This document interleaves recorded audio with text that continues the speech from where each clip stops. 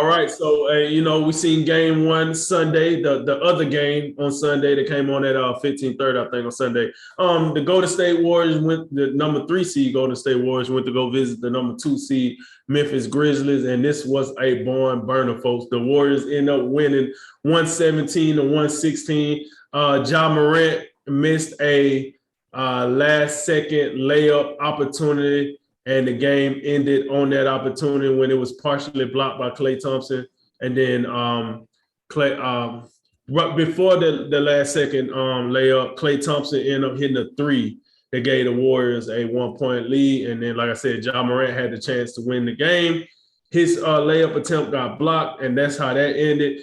The game ended with Curry having 24 points. Klay Thompson added in 15, but the guy that carried the team for most of the night was the young man, Jordan Poole. He had 31 points. Draymond Green ended up getting ejected on what most people would call a erroneous flagrant 2.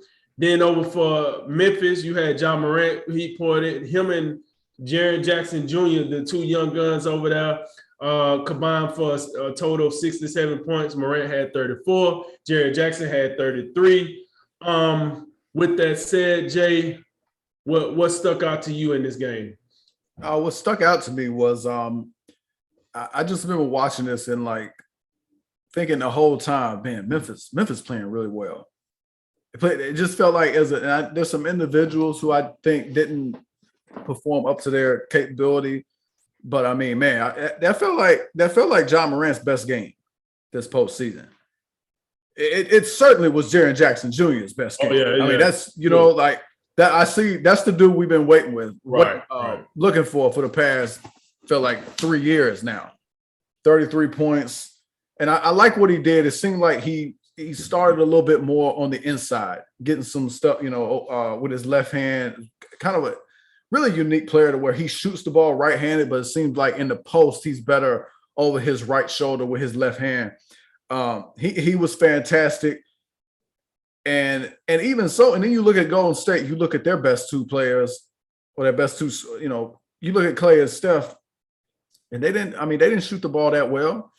They go what it looked like 14 for 39. They were, and they had a lot of open shots I thought that they missed, and it was particularly like before Klay hit that what turned out to be the game-winning shot, they missed open shot after open shot after open shot that was created by some of these, pesky offensive rebounders like Gary Payton II. And even with that, they still able to, this felt like really a game that they stole. Even though they had it seemed like they was in control. They led by 10 at one point in the fourth quarter before Memphis made they charged back. And look, I had Golden State in the conference finals before Memphis and Minnesota was a done deal. I was really impressed with how Memphis played. I thought their energy and their intensity and the way, and I to both teams, by the way, on that, I thought there was a lot of instances where guys were diving on the floor for loose balls. There was a lot of tie-ups in this one. It just felt like Golden State's going to win this series because like their 2 best players nowhere near played that well. Meanwhile, Memphis is their most. And I know Desmond Bane's been really, really good. He was not very good in this game, but from a talent perspective, Morant and Jaren Jackson, I think those are their most talented players. They played great. The 2 best players for Golden State did not play great at all, and somehow Golden State is winning this game. And oh, by the way, their heart and soul played one half before getting thrown out. And I don't want to give these guys too hard a time, and because look, the guys at halftime, Draymond Green or whatever, he gets suspended, and they're like, "Oh man, they can't win this game." What are you guys? Come on, man. Let's see what happens. And sure enough, Golden State came out there. They got it done. moving forward, I mean, Desmond Bain, Dylan Brooks, they got to carry more of the load because and they have to because Jaren Jackson is not going to do this every night. He's not going to make 6 threes every game. The other point of it is Memphis cannot lose the battle on the boards. They can't be letting, and even after Draymond Green left, Draymond Green is the only like guy they have that should be giving some of these guys a tough time on the glass. Jordan Poole and Gary Payton shouldn't combine for 7 offensive rebounds. There's no way. They got to be better on that to have a chance. No, I agree with most everything you said. I think I'm gonna give Memphis a shot. Like I want to see with game 2 if they're defeated. If game 1 defeated them, if they come out with that same fire, I'm gonna give them a chance to at least be competitive in this series. But we know the first 2 games happened in Memphis. I would say this, man, no matter what happens in this series, this is not the same team we see in the first series. And I think, once again, that's why I was a big fan of that first series because I think that first series was like a mirror match. This series is more of the experienced guys versus the young bucks. Whether that first series was just young bucks. I mean, listen, and for Minnesota credit, they was the number 1 scoring team in the NBA this season. So you're talking about Golden State, that's more of a defensive mind team. They was like a top 5 defensive team. And listen, we know Clay is not 100% back. We know Steph just looked out of sorts. Draymond's still working through some things. I think Memphis took that. They took the advantages from that. Draymond getting kicked out. It still wasn't enough to, I guess, get the win. But it is, if I'm Memphis, it's something I could build upon to say, we can't play with this team. We beat this team last year. They got most of their players. We was competitive. Let's see how game 2 go. To Golden State, to your point, you got Steph out here like, yeah, I can be better. Clay probably got some confidence with that eventual game winner that he shot. Draymond should come in here refreshed, ready to go in game 2. And then, like you said, I don't think we're going to get a good game out of Jordan Poole tonight. I wouldn't be surprised if Jordan Poole come out here with a little of a clunker tonight.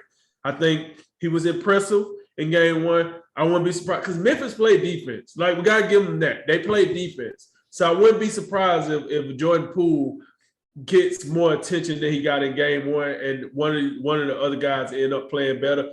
If for my money, if I was Memphis, I would definitely make Draymond Green shoot the ball more. Draymond Green will have to show me he can do something with that ball when he shoots. I would not let the other 3 shooters, that's Poole, Clay, and Steph, I wouldn't let them beat me. It would be Andrew Wiggins and Draymond Green. Show me what you got.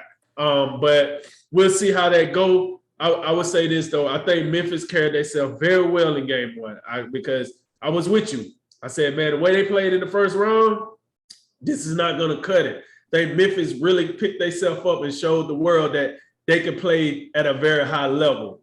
Probably not enough to win the series, but at least for us to say that team got something. They might need another piece of something, but they got something.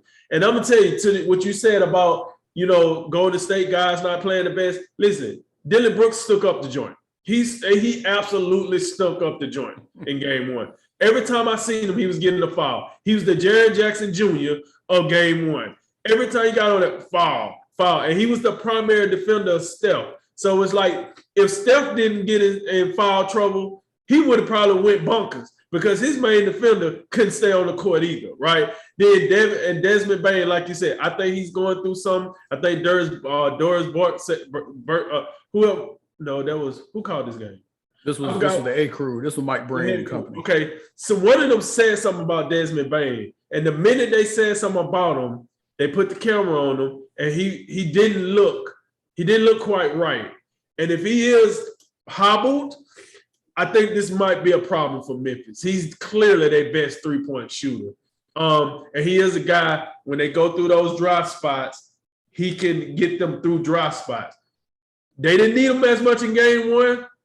They're going to need him for the rest of the series because you best believe Steve Kerr, he's seen that. He paid that some attention. He's going to make adjustments, right? He's going to make that young coach over there for Memphis that I lose my brain what his name is. He's a good coach. I ain't trying to talk bad about him. But then he's going to make that young coach make some adjustments. I think Desmond Bain might be inside something Taylor. What is it? Something Taylor? Jenkins. Taylor Jenkins. There we go. So I don't want to be disrespectful. He's a good coach. I just couldn't think of his name.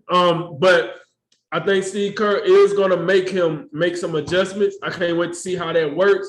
Either way, I think we in for a good series, Jay.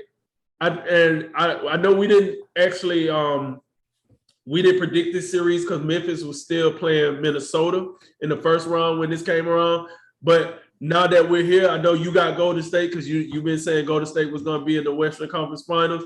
So I guess for me, at this point, I think I'm going to have to go Golden State 6 in 6. I'm going to take Golden State in 6. But I would be remiss to say that, listen, Memphis is a real team, and I see what they're doing, and they're definitely earning the nation's respect with what they're doing.